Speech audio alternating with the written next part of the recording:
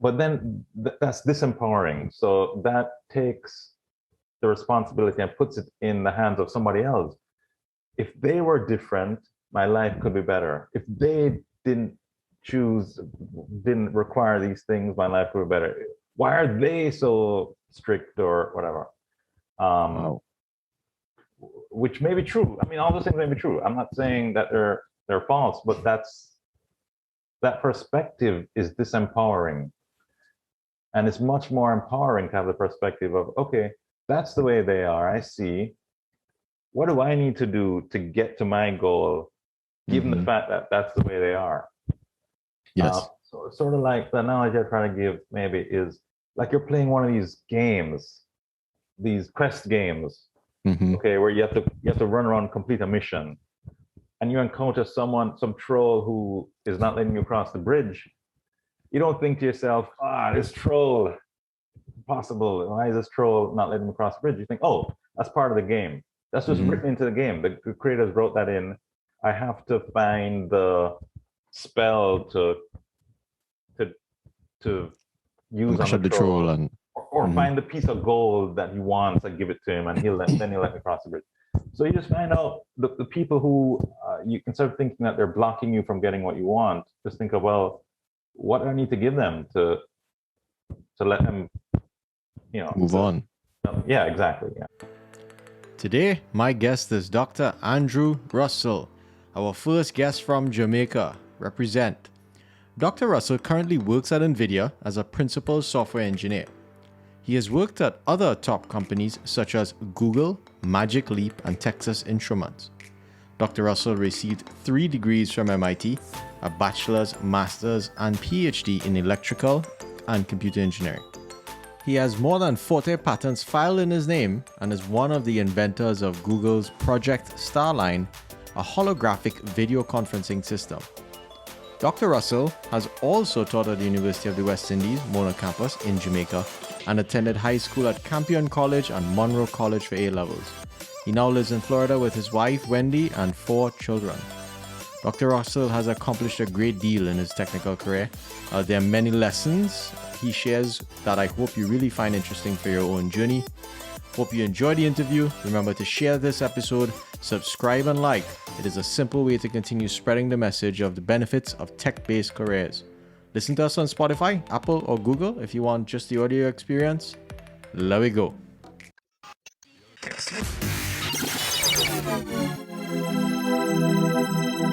The show where we talk about data science in the Caribbean, highlighting practical ways that you can learn, get involved, and create your own impact using artificial intelligence and machine learning.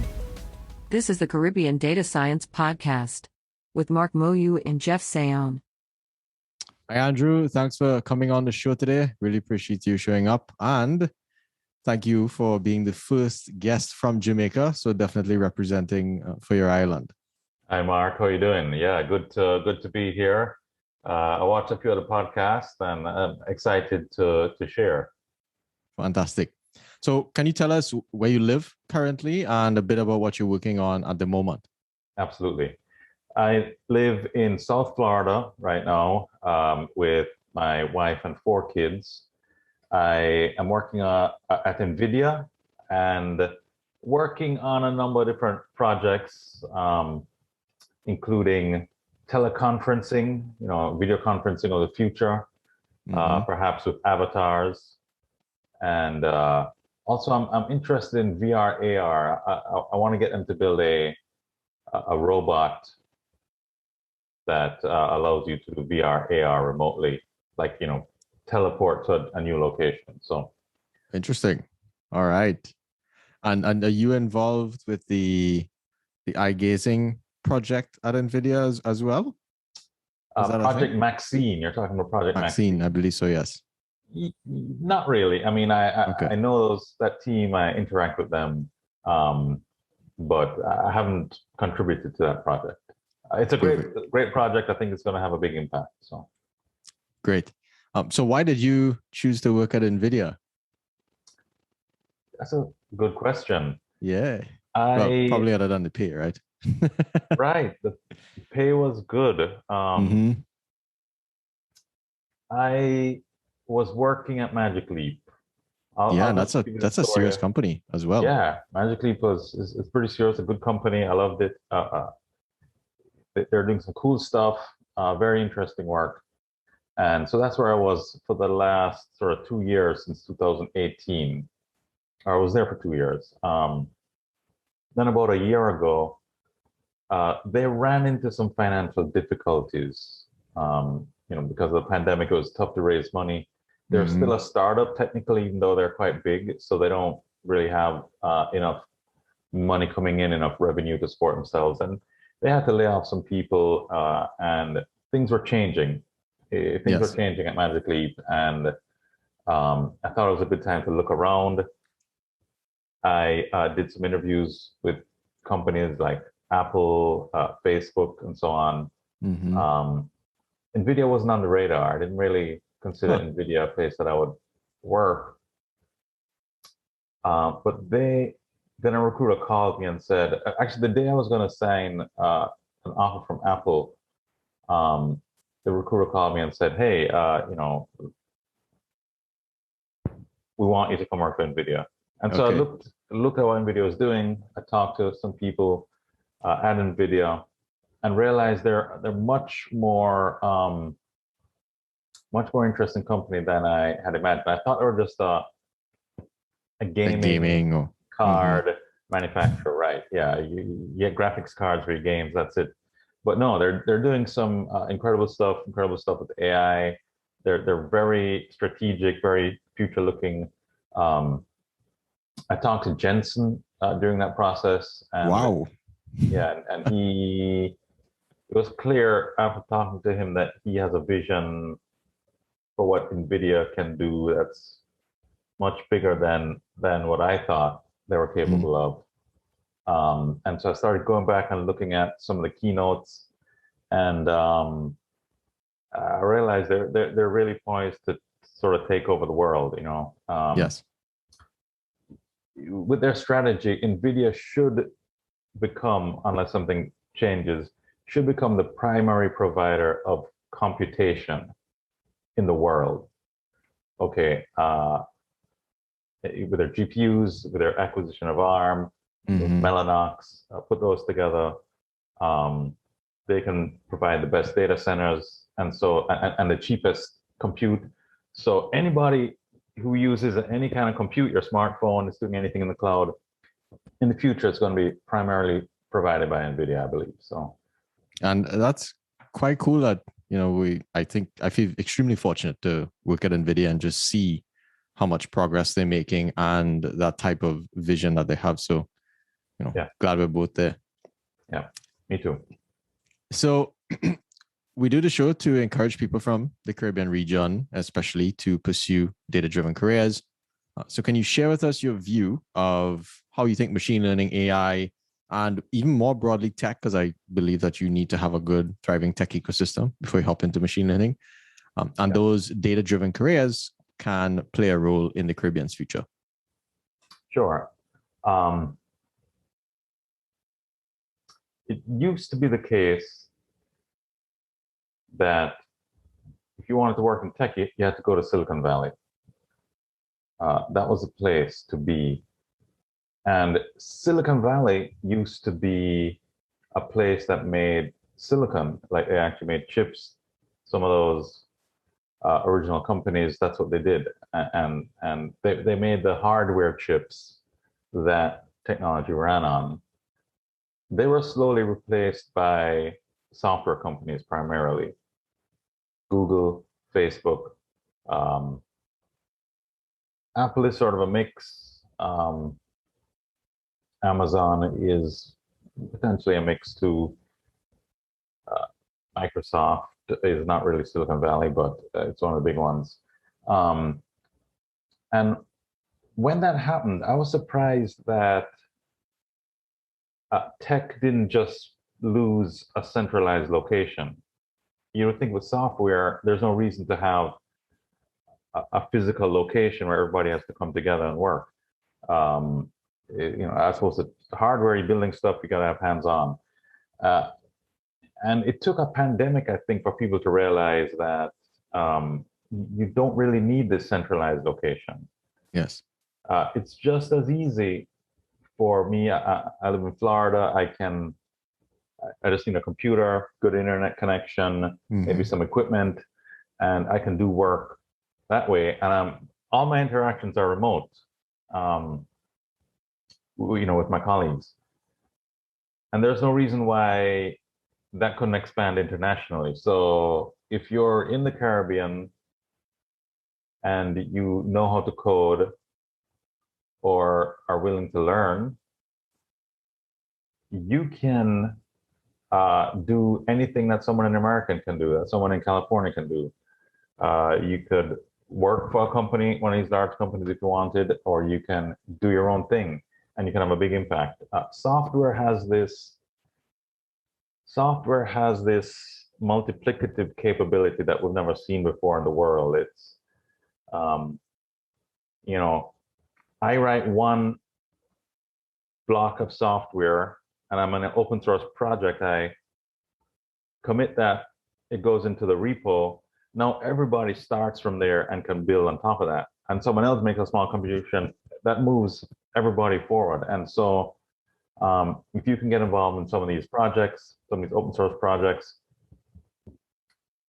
you can really, really make a big impact. And so I believe tech in general can be huge in the Caribbean.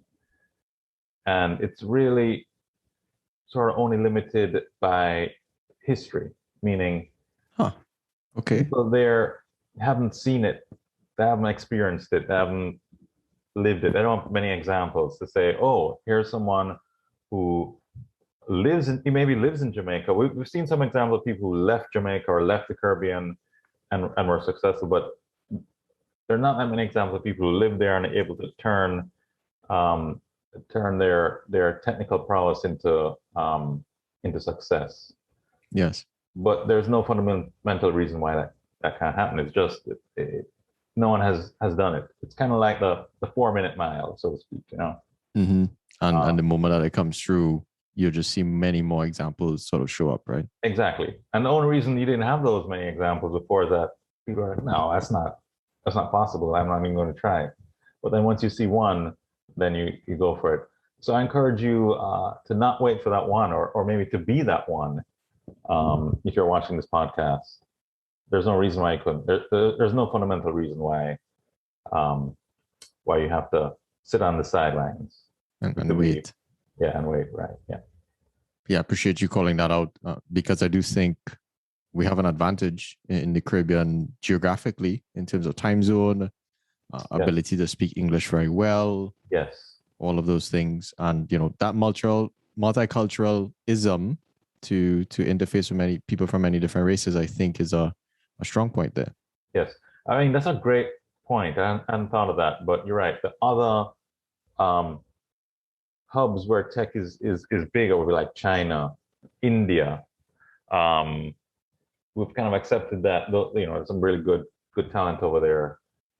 But yeah, they have severe disadvantages compared to the Caribbean. South America is kind of like the same time zone, but there's a language barrier. So there was really, the Caribbean is really poised to take over, and I want to see it happen. Yeah, I'm excited to. Hopefully, your journey will inspire some other folks from home and even in the diaspora who don't live at home to even push for even more success. So in the first segment, we're going to dive into your career journey, and you have 3 degrees from MIT, right? That's the big boy school. And you've been a senior and a principal engineer at some top companies like Google, Magic Leap, and now NVIDIA, which to me is crazy impressive. So super excited to learn. So let's begin at the start. Tell us what you're like when you're growing up at home, what you're like in high school. And what's really interesting is I want to know, were you super studious? What were your strengths and weaknesses? And I like to see maybe people kept the path or did a big shift, Right. So I was born and raised in Jamaica. My dad was Jamaican, but my mom was from Trinidad. Oh, very cool. Yeah, so she's I think super smart. She is maybe the brains of the family.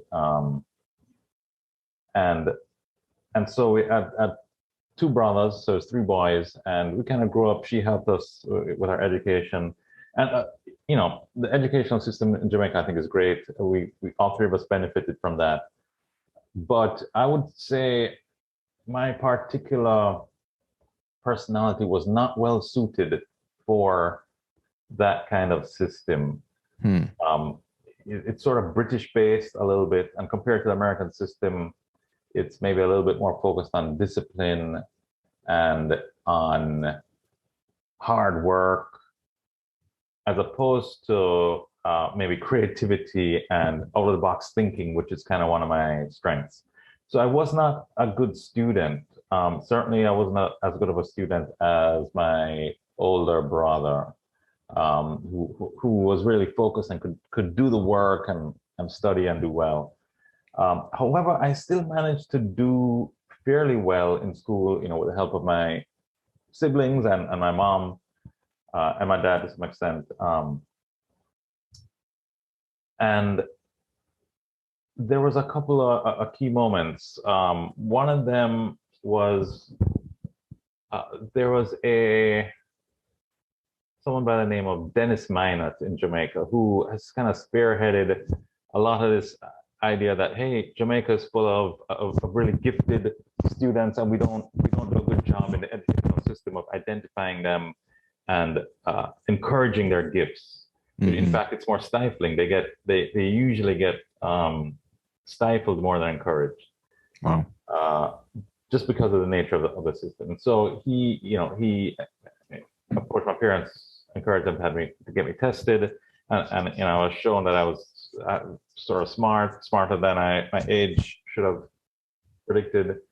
And really, with his encouragement, I, for example, he encouraged me to do the SATs, and he had a little class where he taught people how to do this, and spoke about the American universities and how great they are. And my older brother and I both went to his classes, and because of his encouragement, applied to American colleges and got in. And I think without him, I don't think I would have necessarily done that. But I think I needed to. I'm not sure how I would have done going to UE. UE is a great school. I mean, I'm nothing against you. I taught there for 2 years. Or we have an all-in-one in Jamaica. At the time it was called CAST, or it's now called UTEC. And I think there's even more that have popped up since I left. But I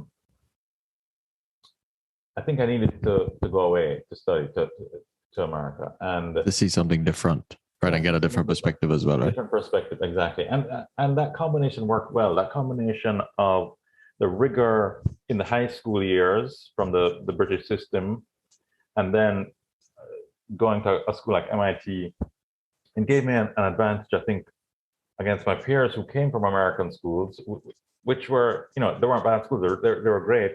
Mm-hmm. But I think it certainly, I was certainly on par and able to compete with them. Wow. So that worked well. I forgot what the point of this, or what I was saying is. No, so I'm happy that you kind of brought up the fact that you were not the best student, quote unquote, by the system. Yes. Right. And I think that's very important to highlight, because I think if people look at your resume and they see MIT, they see Google, and they're like, oh yeah, Andrew he was beating book in high school and all this type of stuff, but not necessarily knowing that was not your most preferred way of learning. And yes, so I went to one of the top high schools in Kingston called Campion College, and I was doing lower six there. Mm-hmm. One of my subjects was art, because they did not have a subject I wanted to do, which was further math. They had a philosophy that if they offer further math, not enough people are going to get A's, and they want to keep their grades. Oh, that sucks. I know, yeah. I don't know if that's still their philosophy, but mm-hmm. So they didn't even offer it as a subject. And so I was doing art, which I liked art, but somehow me and the teacher didn't get along. I didn't do any of the homeworks, and I was failing. And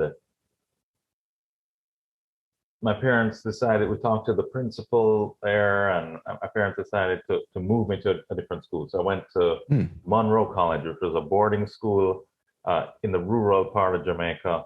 And it was through some close personal family friends. That's how we knew about the school and were able to get in and get transferred in sort of, after I had done like half a year in lower sixth. And so that was, whether you want to call it divine providence or just luck or whatever it was, if that didn't happen, I don't think I would have made it to MIT, for example.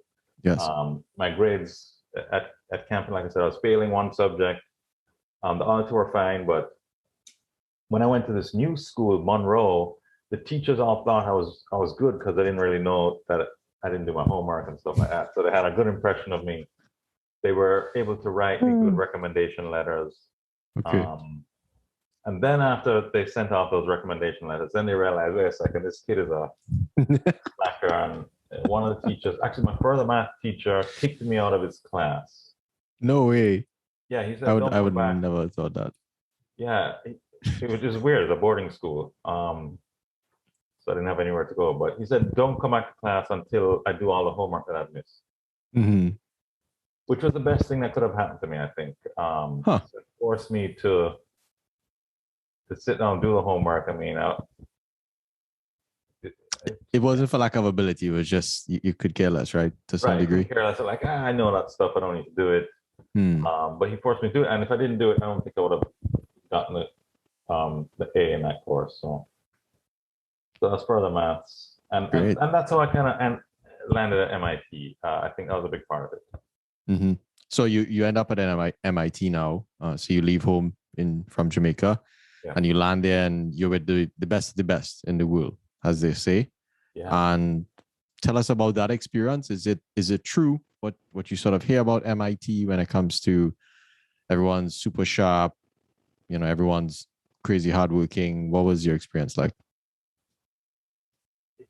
It wasn't so much that people were crazy hardworking. I mean, there were some people who worked crazy amounts, more than me, certainly. Yes. But what was comforting at MIT is I felt a little bit more at home, meaning I was sort of a nerd. Mm-hmm. I was a little bit I wasn't one of the cool kids, certainly in school. Okay. They were the cool people, their parents were rich and their parents drove the best cars and they were popular and attractive, and you knew who those were. I wasn't one of them. I was sort of a nerd. But at MIT, almost everyone there had that same experience. I was a nerd. And so it was cool to be among people who didn't make fun of nerds. In fact, they were proud to be nerds. Yes. That was kind of one of the mottos. We had a pin that said nerd pride, and we okay. We're proud to be nerds and to be into things like math and calculus in our spare time and stuff like that. And that was really, really great for me. Just that environment, got to meet some good friends. Mm-hmm. I had that undergrad experience. Again, wasn't necessarily the best student in my undergrad days.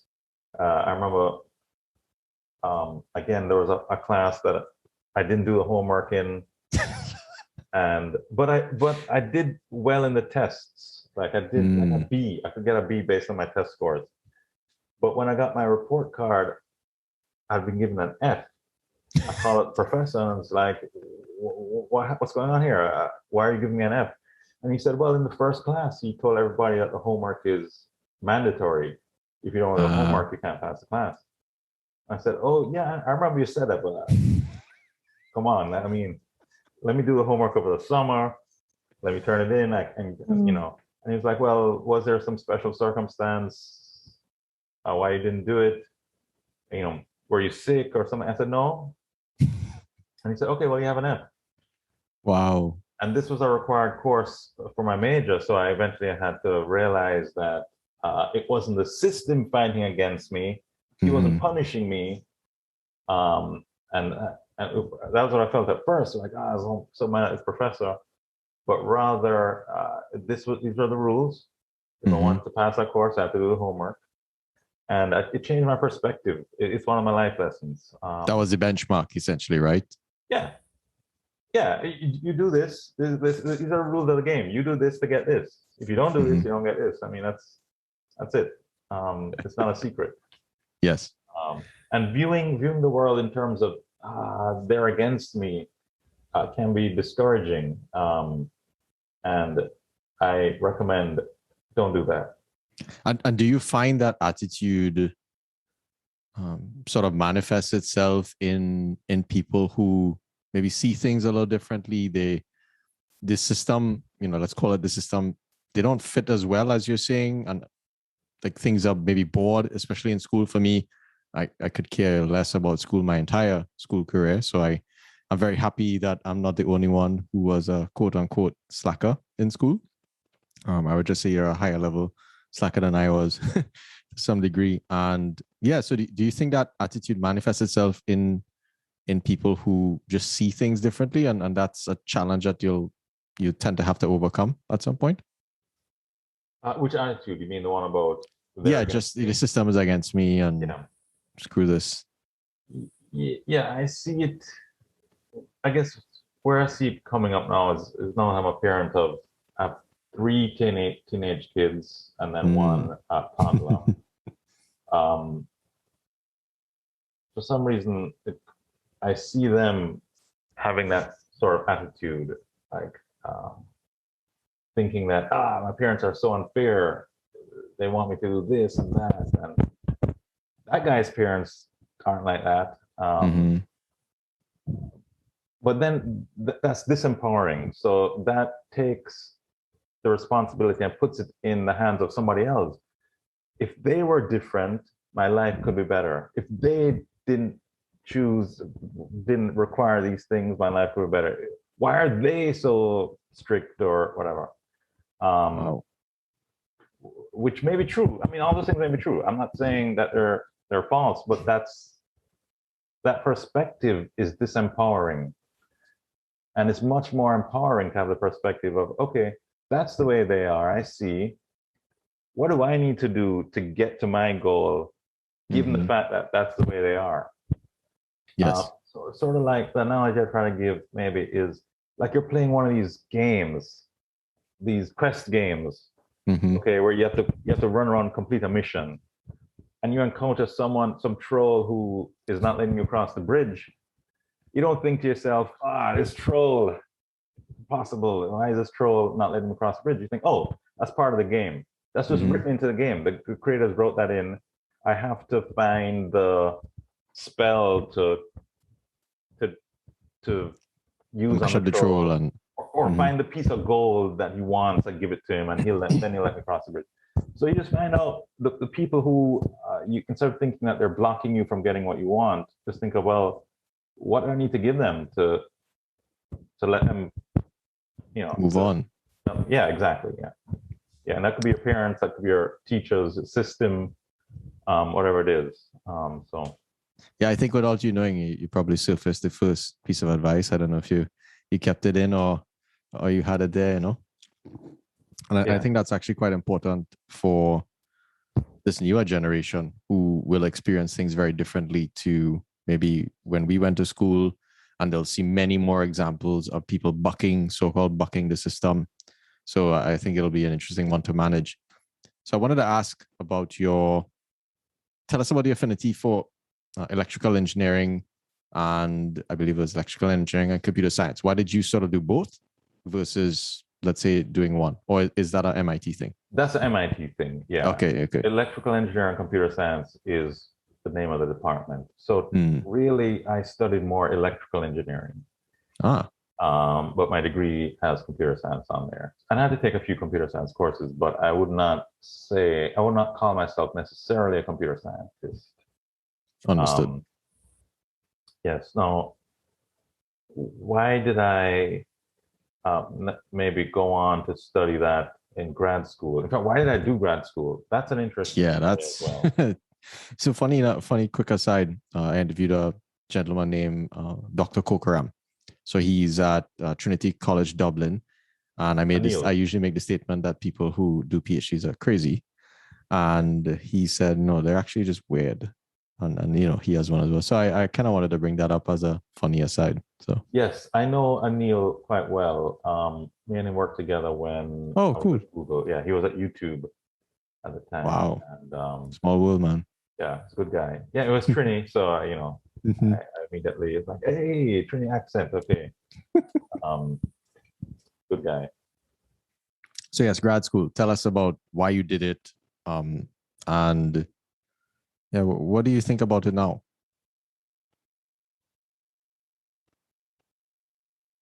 All right, I'll just tell you how I sort of stumbled into it. Similarly to how I stumbled into, you know, changing high schools, which kind of helped me, I think, get into MIT. I stumbled into it in the following way. I'd taken a class with a professor named Al Oppenheim at MIT, and I didn't do very well in his class. I hardly did the problem sets, what we call homework. And I remember I thought I was going to fail the class, and so I went to his office hours. So these are office hours. He holds them every week. People come with questions. They're struggling with material. And I've never gone to one of those before. But I went to this one, and he thought, oh, okay, I haven't seen before. Maybe he needs some help with some of the material. I asked him, well, what does he think? Should I drop the course? Am I going to fail? Because if I'm going to fail, I just want to drop it so it doesn't show up on my my GPA, you know. And of course, he was a little annoyed that's why I was there.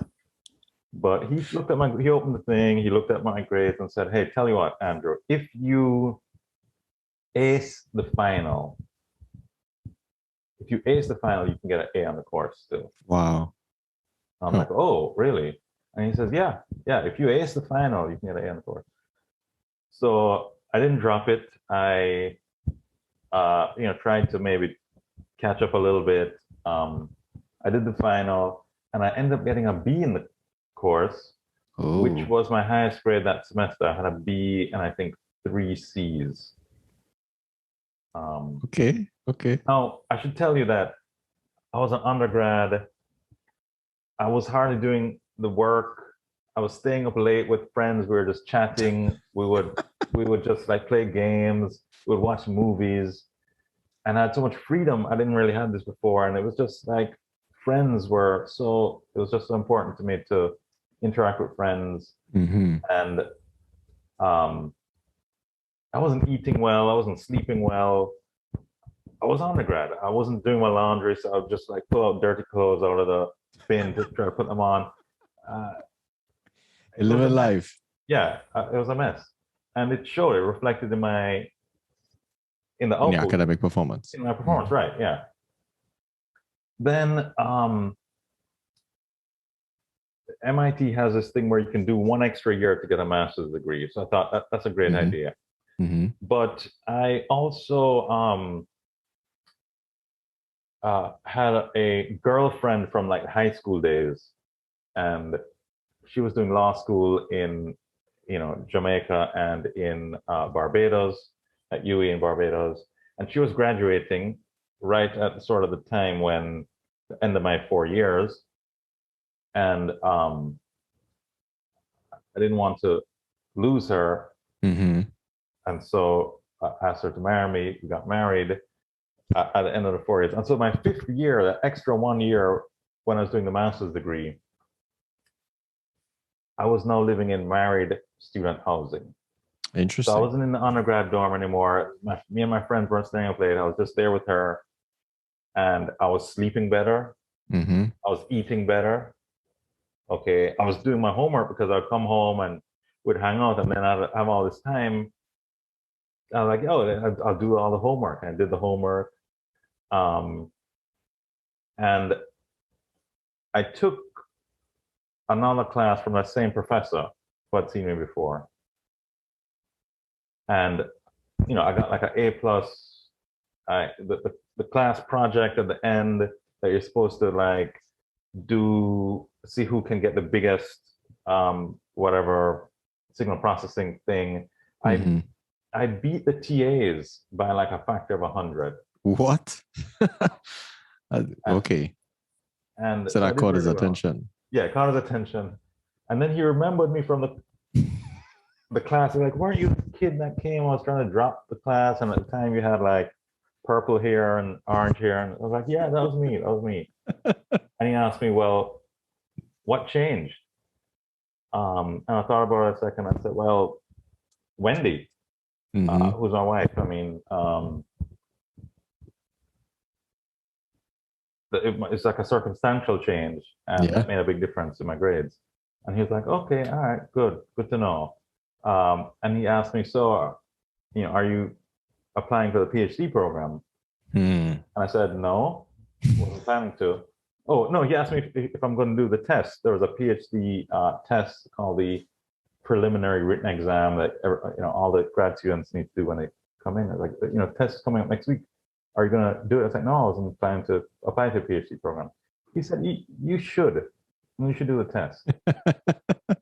And of course, he's one of the most respected professors at MIT. And so he says I should do it. And I was like, okay, I'll do it. And of course, I knew he would write me a good recommendation. So I applied. Right.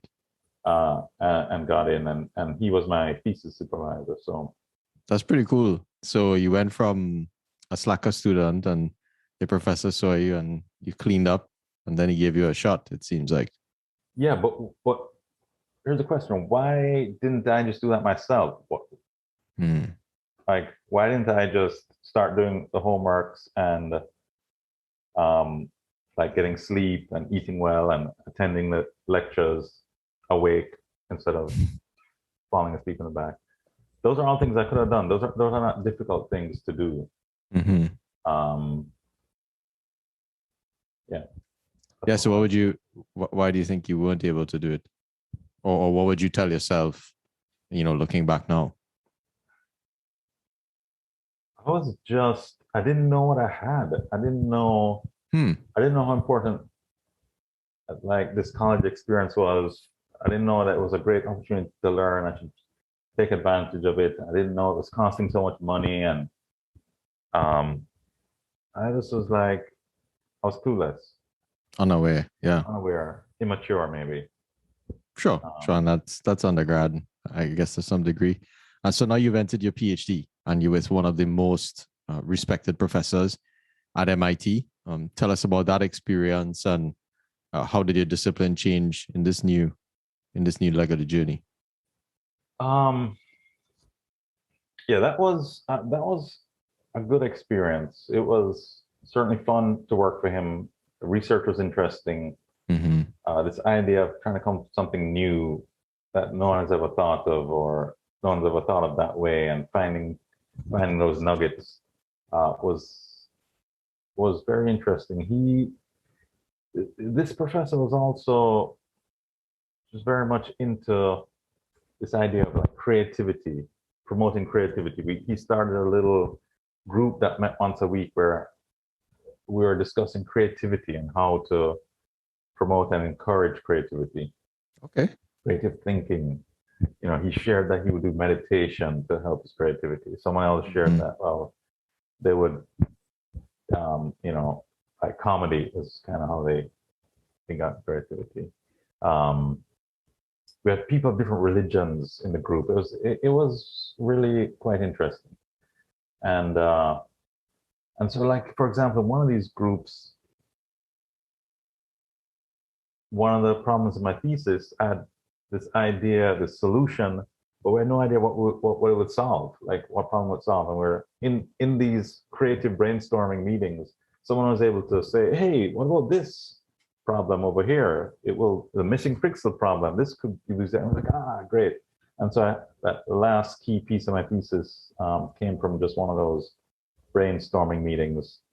And that became sort of one of my favorite things to do in life, really, in my career, is to get people together who are creative, help them to get over the stigma of saying stupid things, and brainstorm, come up with ideas, and feed off each other. Have the ideas feed off each other to come up with like things that you could never, like one person wouldn't be able to come up with, but like 3 or 4 people together, each bringing a piece of it to come up with. So, that's a very interesting concept because I've been thinking a lot about this in the context of school. Mm-hmm. So, for instance, the way that you are trained in, I would say, both American and formal British education, it's very singular. You're by yourself. You're repeating the same exact thing, or you're receiving the same exact thing as everyone else, and you're not necessarily encouraged, like you're saying, to come together as a group and maybe brainstorm. Maybe in some projects, but at the end of it, it is always so constrained that you end up coming back to the same thoughts that everyone else would have sort of generated. What do you think the opportunity is there for, not necessarily in school, we can't change the education system, but for people outside, especially younger people in school, in high school, who get very bored of school, to participate in those things? I think this is something that we should encourage from early, early school, high school, because I think that creativity, this ability to create and see new connections, like peaks in those early years. I see. Okay. Yeah. And I think really like encouraging that, harnessing that, and it doesn't have to be through some sort of academic exercise. Mm-hmm. One of the things that I think really got me into problem solving was when I was a kid, we used to work on puzzles. Right. So my family had a subscription to this magazine that had puzzles, and the puzzles were always kind of different, interesting crossword puzzles or math puzzles or logic puzzles, and we would, my brothers and I would try to solve these. And there was this, like, especially in a group, you're working this tough problem in a group, and someone says something like, aha, that leads to this, and and then you've all of a sudden together, you've conquered this puzzle, and you have this eureka moment, which gives you that sort of pleasure. And that's what got me into, like, I think research. Mm-hmm. Some of these, like, invention and innovation that we do in some of these companies came from some of that. So great.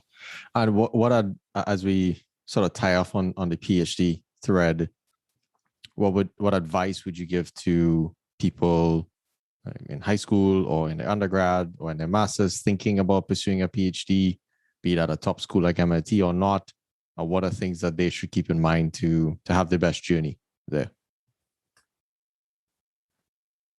I used to be unsure. Shortly after I got my PhD, I joined Texas Instruments, and I was kind of looking at where I was in my career versus others who didn't do a PhD. Maybe they just did a master's degree and then they started working.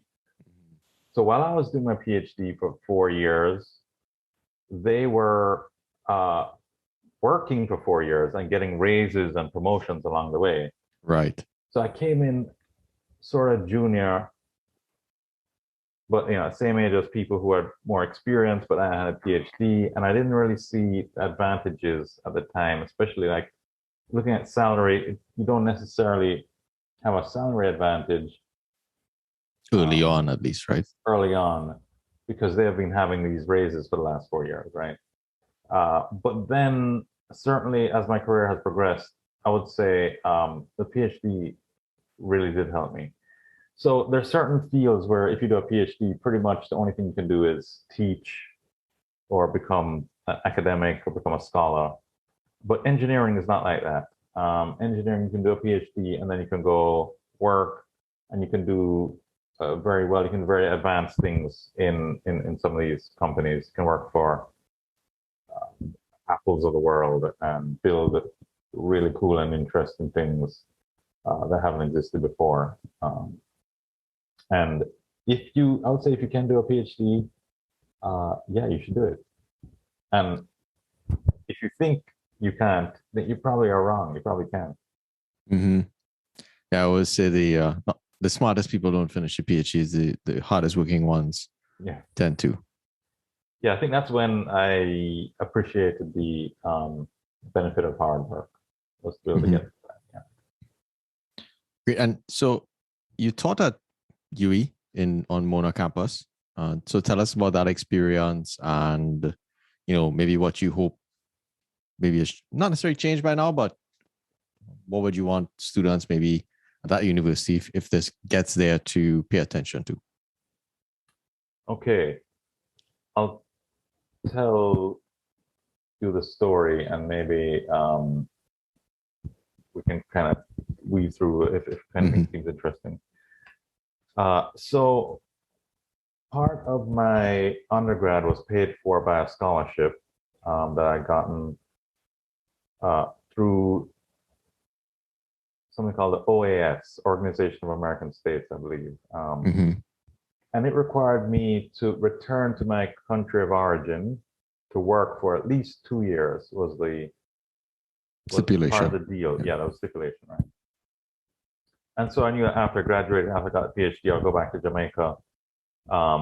My wife was the daughter of the campus registrar at UE Mona, actually. So I was, that's not why I was able to teach there, but he helped me. So certainly nice to see a familiar face. Yes. Father-in-law. I'm sure it wasn't hard with a PhD from MIT as well. Right. Yeah. So I was able to go there. We didn't really, with an engineering degree, you'd think I would be in the School of Engineering, which would be in St. Augustine, Trinidad.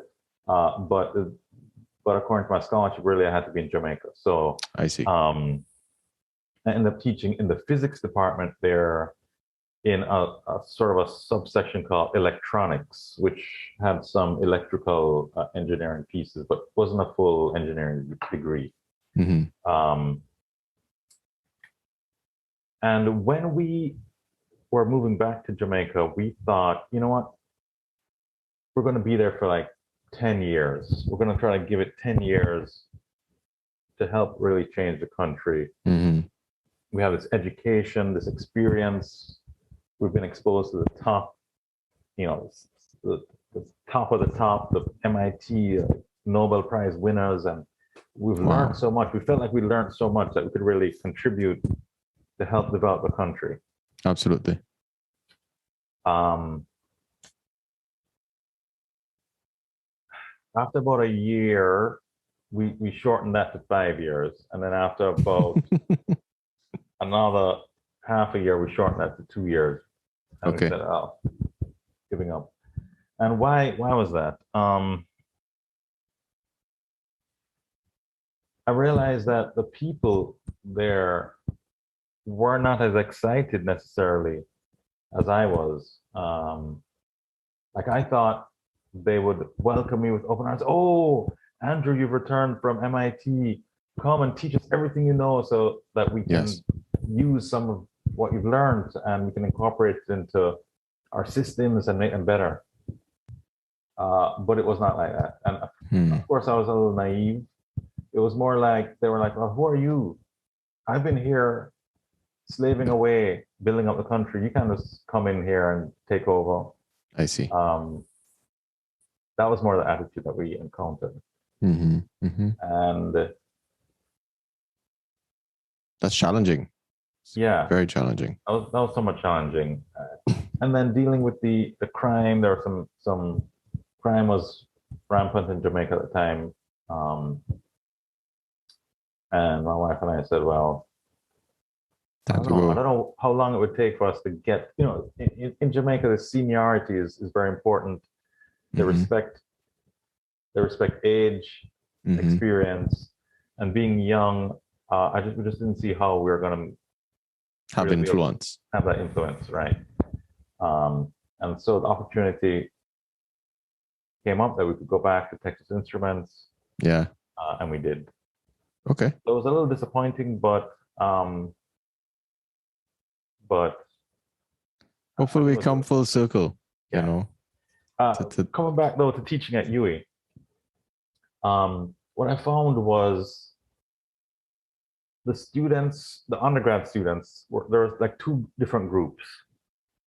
There was one group of students that were somewhat poor. They weren't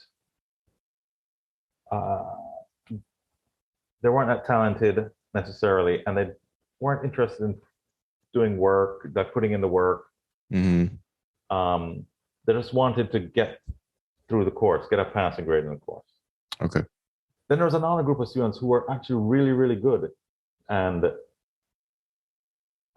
my understanding is that they would have normally applied to the engineering program and then been in Trinidad, but they didn't want to leave Jamaica because they had loved ones, had family, yes, so they decided to stay and not do engineering in Trinidad, but do something else, like physics in the Munro campus. I may be interpreting some of this, sure, but that was what I saw. And so yeah, these kind of two groups, and so it was frustrating. I tried to help the group that I thought maybe needed more of the help, but again, they didn't necessarily want it. I remember teaching in a class, and I was trying to explain this idea, like this is how you should really think about it if you want to be able to figure out this idea. And someone raised their hand and said, "Sir, is this going to be on the test?" What's going to be on the test? I want to know what's on the test so I can know what answer I need to put so I can pass. Mm-hmm. And I almost walked out of the classroom, and I was just so discouraged. Yes. But then I focused on finding the students who wanted to be there, who wanted to learn, who are interested, and sort of focus my energies on them. And there were a lot. There's talent there. There's one of them who I want to get her to come on this podcast is she did computer science, then she went on to a graduate school, I think, in Urbana in Illinois. Oh, nice. And then she's worked at LinkedIn, Very cool. And at different startups, and she's just like very, very successful software engineer in the Valley, in Silicon Valley. And so that's just an example. There were some other students who were just like super, super smart and talented, and I enjoyed working with them. Yeah. So I would say I'd advise you, if you're not interested in the material, don't study that subject. Move on to something. No one's forcing you. Yeah, find what you love and do it so that you can really engage and have a good. It's better for you. It's better for the professor. Mm-hmm. And yeah, great. Thanks for sharing that. And so the next stage that I wanted to hop into, you worked at Texas Instruments, and if people hear about Texas Instruments these days, they look at their calculator and like, oh yeah, okay, Texas Instruments, who cares? But can you re-share with us sort of the significance of that company? Because what I understand, Texas Instruments was quite a serious engineering and research company, if I'm not mistaken. And you working there is pretty big deal, right? Back in those days. Yeah. So the project I was working on, it's called DLP. DLP. Yes, and it is a very, very interesting technology. No one else in the world makes a technology like this. It's sort of unique, and it's very, very fascinating. It's a display chip, mm-hmm. But on the surface of this display chip, so instead of just silicon, they put some layers on top and have little microscopic pieces that move, that flip back and forth.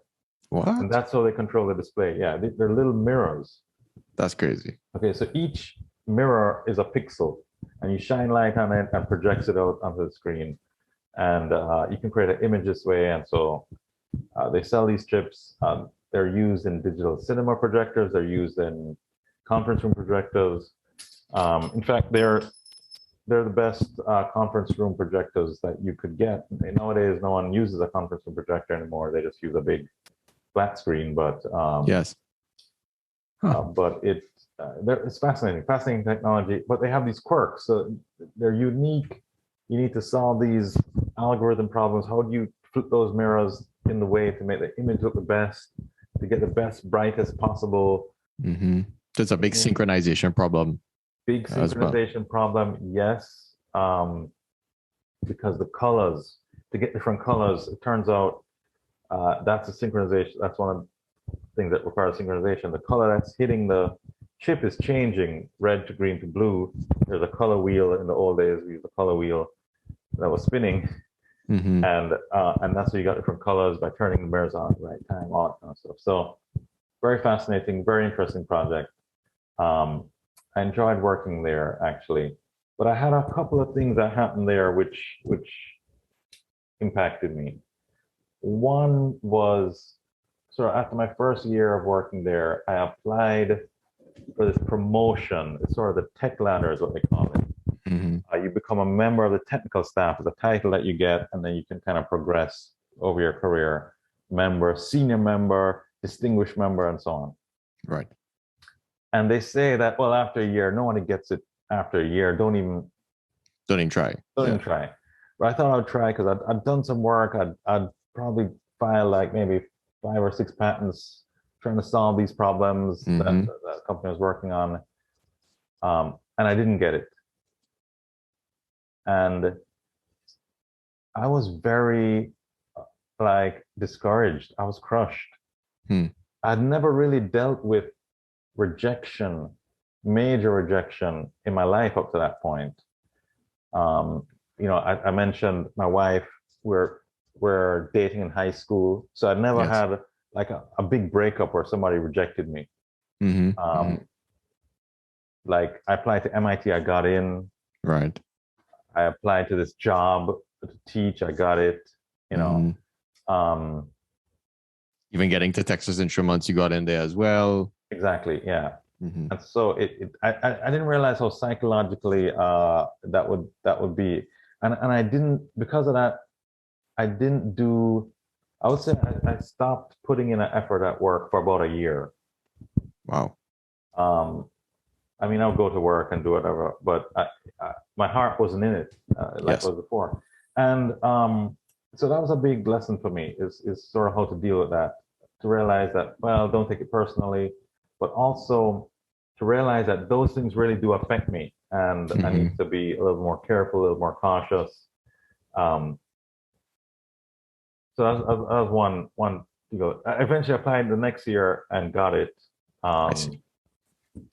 The other thing that happened too is that because I learned to try to do what I wanted to do, right? Not necessarily what my boss wanted me to do. So the job that I wanted, that's a job I would do. Yeah. Like I wanted to innovate and solve problems. And so I just got the people together who I thought would be interested in that and said, hey, let's meet for breakfast every week, and we'll just come up with bring a problem or bring a solution, and we'll just brainstorm and just write things down and just try to see what we can come up with. And they're probably watching like, what the hell are you doing? Right. Yeah. Yeah. But then when they realize that, well, they need some new ideas, some new business ideas, because projectors sales are going down, and what are we going to do? They started a team, they call it the white space team, which was like a small team of like 10 people to try to investigate, well, what else? What are the new ideas that we should be working on? And because I was already doing this, they asked me to be part of the team. So it was very cool. That was my lesson is, they say dress for the job you want, not the job you have. I would say just do the job you want, not the job you have. Yeah, I like that. That bad.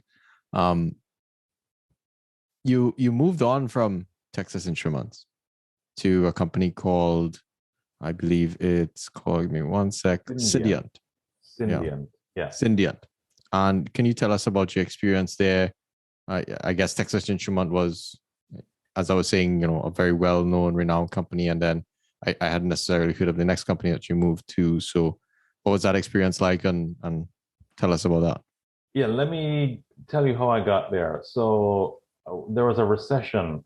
sort of happening. The economy wasn't doing very well, and like I mentioned, they saw the projected sales going down, and they were a little concerned. And just the company in general, DLP was a very small piece of Texas Instruments, was a much bigger company, and so they laid off about 25% of the workforce, including me. I was laid off. I didn't just leave Texas Instruments of my own. So that's a big rejection. That's a big rejection. The lesson I learned from that is that when you're working for a company, it's business. You know, some people feel bad about, well, I don't want to leave this company that has done, you know, done all these things for me and move somewhere else. Don't worry about that. Listen, the company will fire you as soon as it is in their best interest to do so. Yeah. So don't feel like it's a personal relationship, like loyalty and all this. No, it's a business relationship that you have with your company, and you should view it that way. And so I was out of work for a while. I was there was a recession. It was very difficult to find jobs.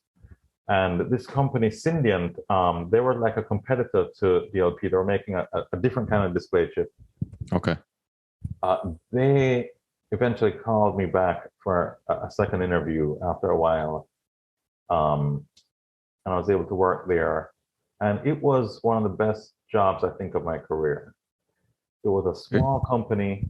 So you knew everybody, you knew all the players. Everybody was talented, right? Everybody was good, and the team worked together. I mean, you felt this like we're on the same team. We're doing this together to get to this point, and it was fantastic. Not only that, because they were a small company and they were up against companies like TI and all the display companies, they needed every competitive advantage that they could find. So they needed to innovate. And so I had all these ideas, like, oh, let's shrink the memory by adding in some image compression into the pipeline, stuff like that. And at Texas Instruments, I felt like I was coming up with these ideas. Oh, let's do this. And I would go talk to someone and be like, well, we tried that. Well, you know, you're not really going to get that much performance. Oh, that seems a little risky. It was different. But at this new company, Sydney, I said, hey, let's do image compression so we can shrink the memory. They were like, that's a great idea. Let's do it.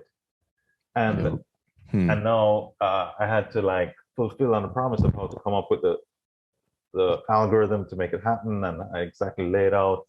And so I did that, and you know, we were able to really produce some of the best LCOS displays. LCOS is what they were called. And it was I was there for, I want to say 4 years. It was good. It was very, very good. That's amazing. And I think that's a good maybe startup lesson to some degree as well, right? Where you come in as an expert and it's a smaller team, you know the players, and in order to survive, you have to innovate. Yes. The downside with a startup, of course, is that they didn't have any money. Right. Okay. And so every like 2 or 3 months, they were running out of money and they had to go raise money. Or the investors had to like float them more money, stuff like that. So it was a little bit. It's a harder environment to innovate for sure, right? Yeah. And there was all this uncertainty of, well, am I going to have a job, you know, next month? Yeah. Different type of stress. Different type of stress. Yeah. And I was okay with that kind of risk, I think, because at the time, it was just me and my wife. No big deal. If I lost my job, I think, you know, I just try to find a new one, whatever. But the reason I really ended up leaving Syndiant is we wanted to adopt some kids. Okay. We had met the kids. We kind of fell in love with them. The 2 kids wanted to adopt them. And because of how adoption process works, like for a year, you can't change jobs or anything. You can't move because they start off with stability. They start off with what's called the home visit. They come and check out your home and check out your job situation, and then they begin this year-long process of paperwork. Eventually, get the kids at the end. But if at any point you change jobs or you move, they have to start over from scratch.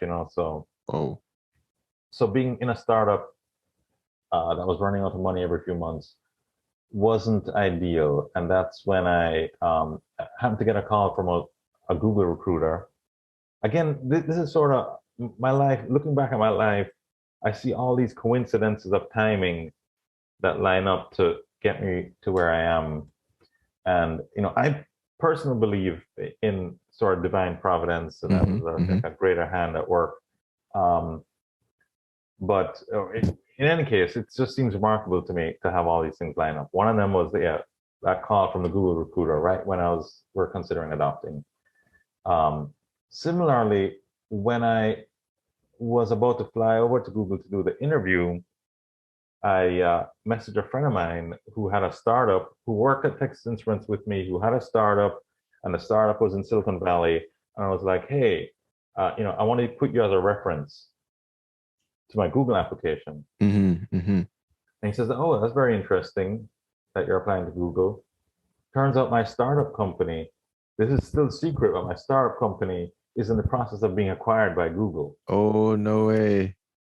So he was able to get into Google that way. He was able to give me an internal reference and write up some recommendations because of we worked on. He was one of the ones who came to those breakfast sessions that we had, these brainstorming meetings. He's a smart guy, still at Google, still at sort of top of his game. And again, seems like more than a coincidence, but you had done the work many years before by just taking a chance and bringing people together, trying to innovate without permission. And, those things, they paid off, by divine providence still, organizing things. You got that opportunity. That's cool. Yeah.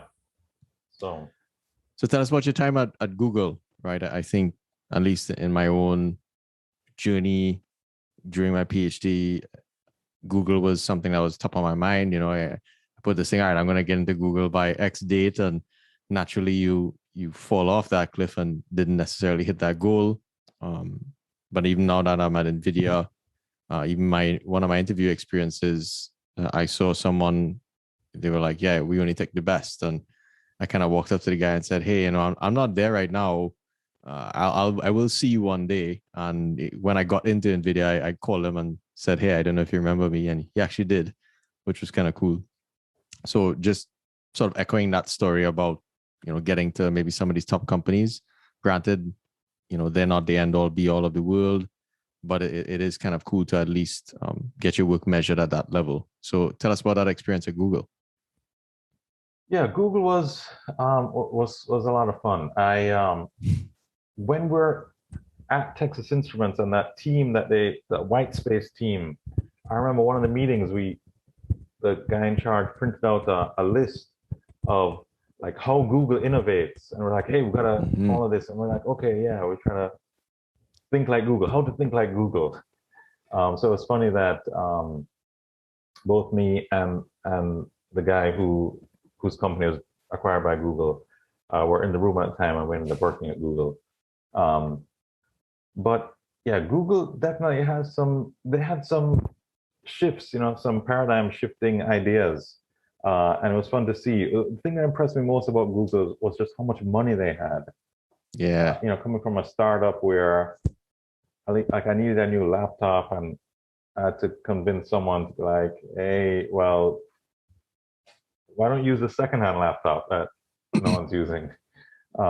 Whereas at Google, man, they bought me a laptop, they bought me a desktop, they bought me a desktop for my home, they got me like a phone. It just everywhere I look, I see like these huge color printers of like laser jet printers, and like you just grab equipment off the shelf if you need like something, and the food was all free, and the drinks were all free, the coffee was all free, and the gym was free, and the laundry, you could do laundry for free, and they provided shuttles. I mean, it was mind blowing that they have so much money, but they really try to spend the money on making the employees' lives easier, better, so that they can kind of keep them productive. And yeah, it was good. It was good. I worked on a couple of projects early on in a compression team, and then one of the guys there was leaving to start this AR VR team. He knew I was very interested because we had done some talking about 3D displays. In fact, I'd put together a document. You know, like I mentioned, do the job you want. Yes. So I didn't really want this video compression job. I was just doing it. But on the side, I was like finding out who's interested in 3D displays and in VR. And I wrote a document and shared it with a bunch of people that they could edit. And it was like, how do you create like a 3D holographic display? I kind of highlighted like step by step on how you'd want to get there. And the document got out of hand. Too many people were eventually added, and they were all contributing, and they all had different ideas of how to get there. And so I abandoned that eventually. But because of that, someone identified me and said, "Hey, why don't you come join us in this AR VR team?" That's so cool. I joined that team. I was there for 4 years.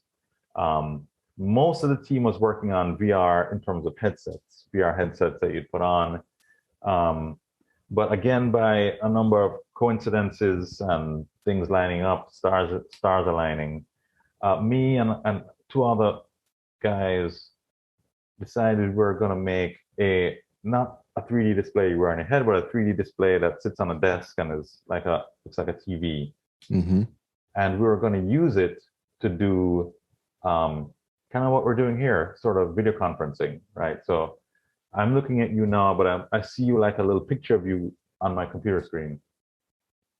And we said, well, we could combine these technologies to make a system where instead of seeing a picture of someone in a screen, you see them there in 3D in front of you, like you see the depth and you see. Yeah.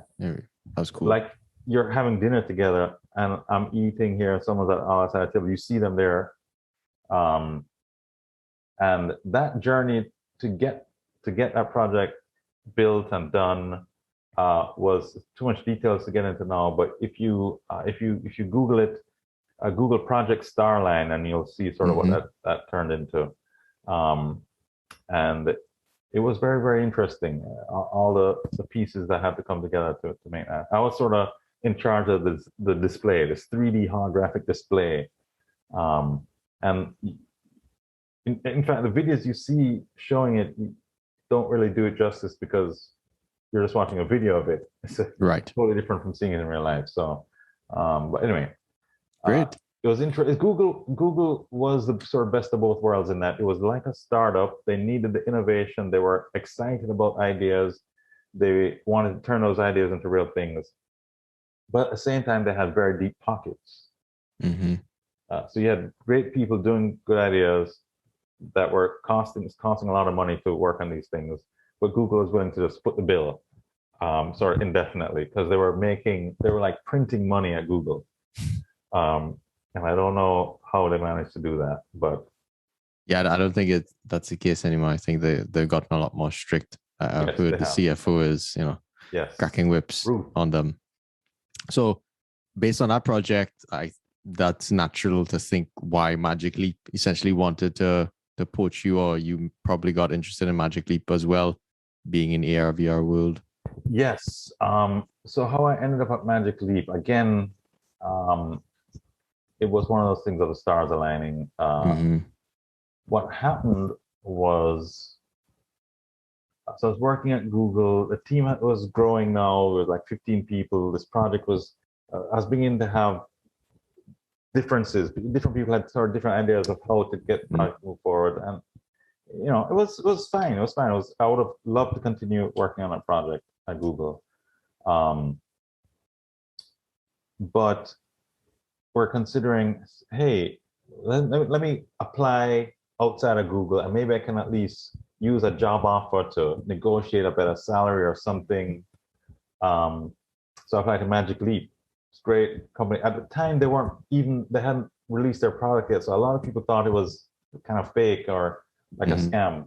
And so I wanted to see myself. So I was like, hey, apply here. Maybe I can go get a demo, at least as part of the job interview, which I did. They gave me a demo as part of the job interview. I was like, oh, whoa, wow. Okay, I thought this was not real. Now when I see the demo, I can see they're really doing some amazing stuff.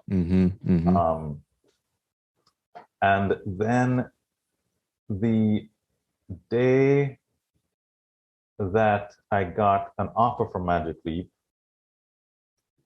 I also found out that my wife was expecting a baby. So this was somewhat unexpected news, and Magic Leap was located in Florida. Okay, we're from Jamaica. One of the difficulties with living in California, it was just so far. Okay, time zone is a big deal. You just you don't call people as much because when they're having dinner, you're still at work. When you're having dinner, they're asleep. You know, travel too. Getting my parents to come visit us over there in California was hard for them to fly so far. And you know, I have cousins and so on who I would love to see more often. And flying to Jamaica was a whole ordeal. Right. And so when we knew that a baby was coming, we knew that we wanted to live closer to Jamaica.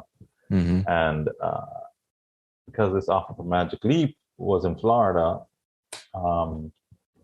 we decided to take it and move to Florida. So that's kind of how that happened. And turns out Florida is great. Florida, the proximity to Jamaica has been great. The 2 years I was living here before the pandemic, I flew down to Jamaica several times. My parents flew up several times. The Caribbean food here is great. There's just like so many Caribbean folks who live here in Florida. You know, real roti. You can get real roti here. It's again not far from home at all, right? Yeah, not far from home. Yeah, and no taxes that helps a lot on your salary. So yeah, no state income tax in Florida. That is true, and just the cost of living is way less than California. Bay Area is just crazy. So great. So you know you had a good time at Magic Leap, and then I think NVIDIA saw how much career capital you had accumulated, and you kind of shared with us sort of how you had felt about NVIDIA at the beginning. But tell us what has your journey been like so far at NVIDIA, and what lessons would you think you can take away from that for people to know?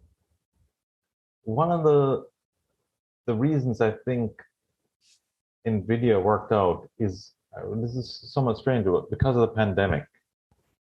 Okay, the pandemic happened,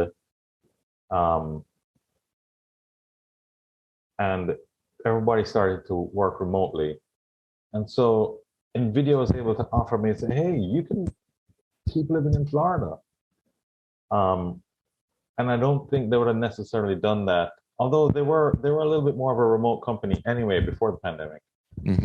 Certainly, pandemic sealed the deal. Like, of course, you can just work in Florida. Whereas when I was talking to Apple and interviewed with Apple, like I had mentioned, and they were like, okay, if you want to live in Florida, you got to fly here every so often, and 1 week out every month or something like that, and or you got to move at least up to Orlando, where there's an Apple office in Orlando, things like that.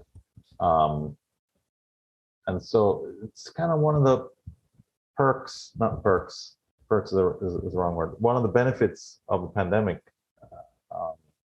is that it's allowed some of this freedom, especially, you know, in my situation. So yes. But the thing that impresses me about NVIDIA is they're really strategic. The CEO, Jensen, it seems like he is doing too much. Like, it's almost like that movie. Remember that movie where there were this magician, but it's really twins, and there's two of him. Oh yeah, and I think like he would magically like die or something, and then he would pop up, but it was really two of them. Yeah, yeah. Yeah, it was twins, right? Yeah. And nobody knew, not even his wife. Like, he kept it a secret from his wife. So his wife was like, "How come sometimes we have such a good relationship, and then like sometimes for weeks on end we can't get along?" And but he had to really keep it secret to make the trick work. Yeah, he didn't tell anybody. I feel like Jensen must be like that because he's doing so much. He's involved in every aspect of the company. He's helping make decisions down to like some of the details. Like I mentioned, he called me up when I was considering coming here. That's crazy. Where does he find time to do that kind of thing? So it's unbelievable to kind of see him work, see the way he thinks. He just like everything he predicts, I think, is like has actually happened. And he's done a really, really good job of just understanding technology, understanding the capabilities, understanding where tech is going and getting in front of it. Being able to provide compute, the future of compute is all NVIDIA is going to be the key provider there. So yeah, I didn't think a lot about compute before I got to NVIDIA, and now that I'm here, you can actually see why it makes so much sense.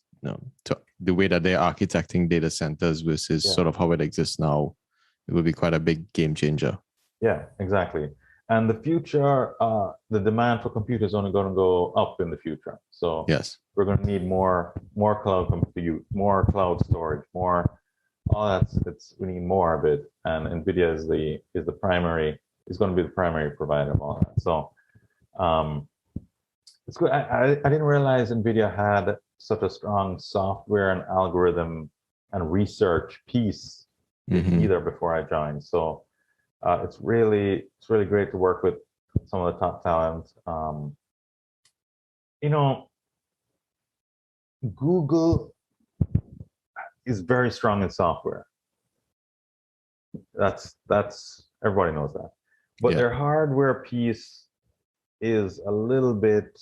They're not so great. They're trying to kind of boost up their hardware. They have a hardware org now, and they're trying to make phones and make Google Home and stuff. And so you gotta give them props that they're trying to improve. But internally, their systems are not set up to like reward hardware engineers.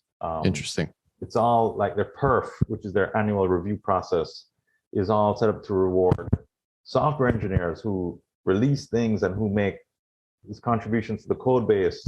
And if you're a hardware engineer who maybe it takes 12 months from you design your chip to when a chip comes in, how do you even put that in? How do you quantify your contribution? Exactly. Yeah, exactly. So Magic Leap I thought had a better balance between hardware and software. But NVIDIA really is, I think, really good in terms of that balance, right? They're making hardware, they're making chips, they know what's needed to make that happen, the kind of rigor and attention to detail, and even just financially, making sure you don't spend too much money. You try things out, you prove things out, validate them before you spend the money, all that kind of stuff that Google is still sort of learning. They're good at that, but then they have these amazing software teams as well. The Omniverse team, doing some really, really cool software. Drive sim, robotics. Robotics is a big one. Autonomous vehicles, everything. So I'm impressed. I'm still even. Also, I was going to mention G-Sync monitors. They make reference designs for monitors. So I'm a display guy. I was able to find a couple of people who are into displays and talk to them. I was able to find people who are into robotics and talk to them. I was able to find people who are into AR, VR and talk to them. So there's all these sub pockets within the company that you're able to sort of interact with, right? Yeah. And they are doing very well financially, sort of maybe better than anyone would have expected. they kind of stumbled into like cryptocurrency mining. I think Yes. was good for them. That kind of the pandemic has sort of been good financially. More people are at home. More people are like, well, instead of spending money going out, let me spend a little extra money on this GPU so I can have a good gaming experience at home and at least pretend I'm somewhere. interacting. Yeah, somewhere. Exactly. Yeah. Great. So in the last segment of the podcast, now that you've kind of given us a very deep dive on your career, and I've pulled out some lessons from it. What advice would you give around, let's say, cultivating passion? You did mention, hey, you should kind of go do something that you're pretty interested in, and to some degree get paid well. But what advice would you give someone to maybe try to find that, be it early in their career, or even maybe later stage career? You might have had to just go with this career just to survive, to get to a place where you can now start to explore. So any thoughts there? Generally speaking, I think people will pay you if you do something well. Okay. And I think you'll do something well if you do something you love.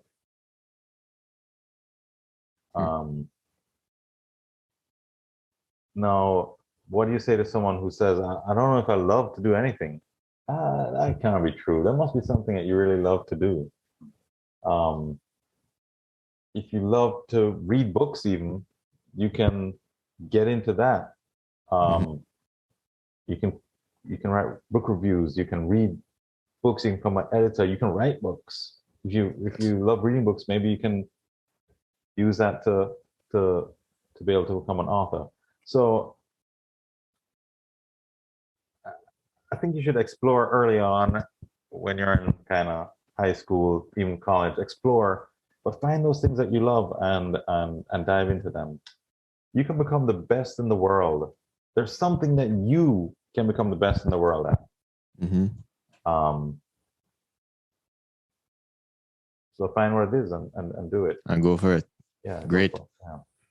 So last three questions. What two pieces of advice? And you said, in my opinion, a lot of advice throughout, which hopefully we were able to pull out or you remembered. So what two pieces of advice would you give to a high schooler, a person in college, or even one piece of advice to a person in high school, college, and a professional? In high school, I would say try to get involved in a bunch of things outside of academics, sports, music, the arts. So go broad, I would say, in high school. Yes. And ignore, the second piece of advice would be to ignore there's a strong sort of popularity competition in high school. People, you can tend to spend a lot of energy on that, or a lot of emotional energy when you get left out of that. Just ignore that. That's irrelevant. That doesn't come into play later on in life. Yeah. Okay. Now to college. A few pieces of advice if you're a college student. And these are easy. These are things that you can do. Anybody can do. These are not difficult. But you're going to hear this advice and you're going to think it's too simple. That it can't be that easy. One, attend all your lectures. Sit at the front of the classroom. Okay. In the first row if possible. Yes. And whenever the professor asks a question to the class, raise your hand and attempt to give an answer. Even if it's the wrong one. Even if it's the wrong one. You might look like a fool, but the professor will remember you. And eventually it'll force you to have to listen so that you won't sound stupid. Yeah, you won't embarrass yourself. Do the homework on the day it's assigned, not on the day before it's due. Okay, that's a big one. Someone should have been beating me with a head on my head with a stick with that one. Yeah, But- and attend the office hours that your professor has. A lot of them will have an office hours. Attend it. Go to it. Find out when it is. Go to it. Ask some questions, or even just introduce yourself, Yes. or even just sit there and listen in on some other people's questions. Just do those things, and and don't be afraid. You'll probably end up changing majors at some point. That's okay. Yeah. And then for professional. Professional. Let me hear you. Professional. Okay. Well, one of them is certainly do the job you want. Yeah, I really like that one. Even if you don't get paid for it, right? Even if you don't get paid for it. If you're in tech, also, I would say you should be interviewing for a new job at least once every 2 years, or maybe once a year. Okay. If even if it's the first year in your job?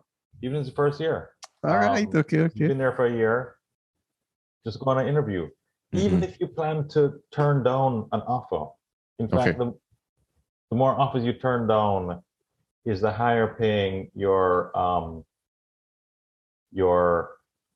field will be. Okay.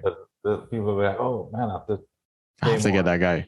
And and I think this is one of the reasons why on the business side people get paid a little bit more than on the engineering side. Interesting. I'll keep that one for sure. Yes, and read a couple of books. Read a book on negotiation. Like there's one called "Never Split the Difference." Figure out how to negotiate and negotiate salaries, and be open to changing jobs and careers. Fairly often, like every 2 to 3 years. I mean, you don't have to, but be open to it. Absolutely. And learn new stuff. Just because you've been doing something for 5 years doesn't mean you got to do it for the next 5 years. You can do something completely new. Yeah, and go. Yeah. I appreciate you calling those out. The last two questions I have. The first one is, how do you think your Caribbean heritage has contributed to your success during your career? That's a big thing we try to highlight in the show. Any thoughts there? Yes, certainly the school, that rigor in school, I think helped me. Even though I said that it didn't fit my personality, I think it still was good to have sort of a schooling that was discipline oriented. Yes. Also, I'll touch on this. This could be a whole, a whole nother podcast. But the idea of race, growing up in the Caribbean, you see people of different races. Everybody's mixed. I myself am mixed, multiple races, and you don't necessarily have the same biases, classifications, even classifications for yourself. And for example, growing up in Jamaica, I certainly saw people in leadership who are Black. The police force, most of them are Black. I mean, successful people are Black. It's not uncommon.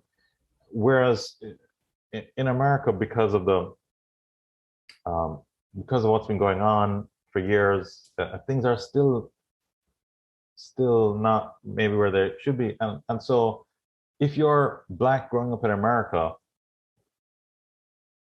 you didn't see the same things. You didn't see leaders who look like you, and it can have a detrimental effect. So I think a Caribbean person has a little bit of an advantage in that they know that it's okay. I mean, they don't limit themselves necessarily. And also they weren't deprived in the same way, right? They had opportunities which maybe someone who was African American growing up here just didn't have. anyway, that's a whole nother.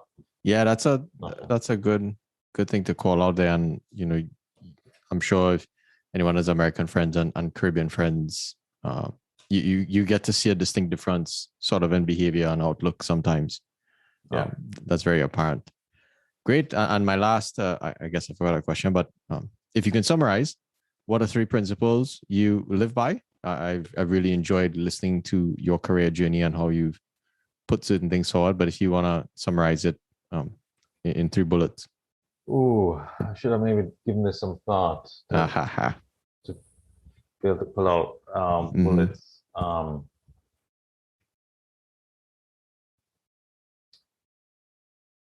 One is that basically everything in life I learned from playing poker.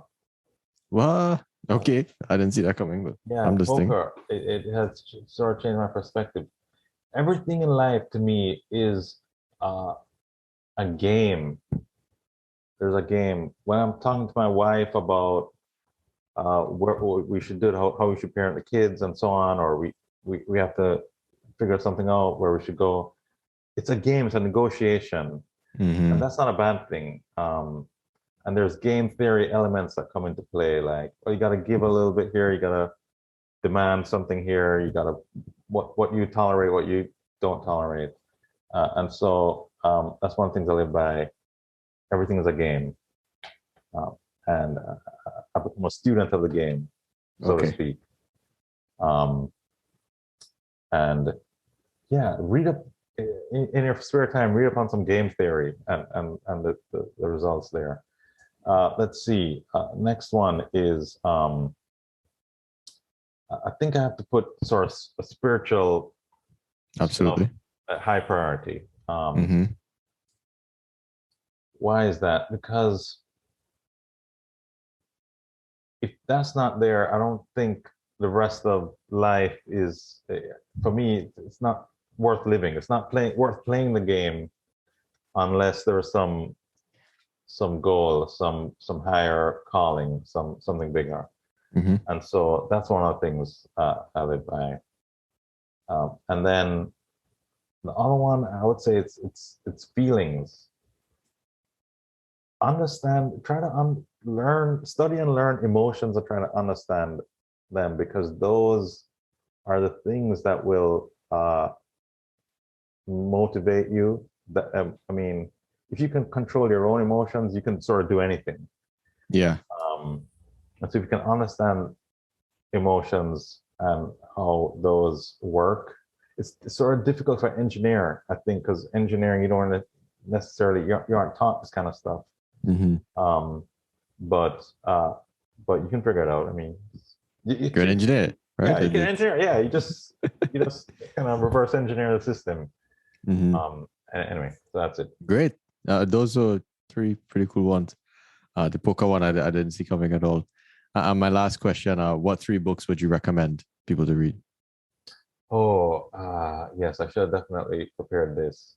But one of them I already mentioned. Never Split the Difference. Yes, have that one right on the shelf behind me there. So yes, there's another one. It's, I think, The Beginning of Infinity. Is that a math book? Beginning of Infinity. No. And maybe if I need to search up these authors and stuff, you can put. Sure, no, but I could find them and put them in the notes. Yeah. And then.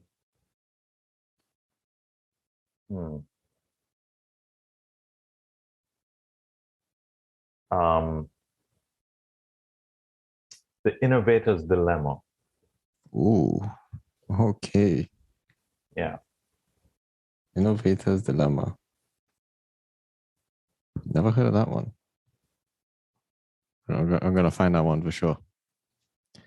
But once again, Andrew, I appreciate it. I've enjoyed listening to your career journey. I've put some things in my back pocket and probably need to go start studying to get in, ready to interview at some point. And, appreciate your time today and thanks for all the lessons. Yeah, thanks, Mark. This was super exciting. It was a pleasure to be able to share. Love what you're doing with the podcast. Keep it up. Doing great work. So, and I'm gonna send some some of my friends your way. Much Get apprecited. some more Jamaicans on here. I hope you enjoyed today's interview and took away some great perspectives for your own journey in machine learning and tech. The field of tech, machine learning, and AI will have a great impact on the Caribbean region, so make sure you are involved. Remember that your Caribbean heritage is a great asset for your professional career, so take advantage of it and keep working on your skills. Later.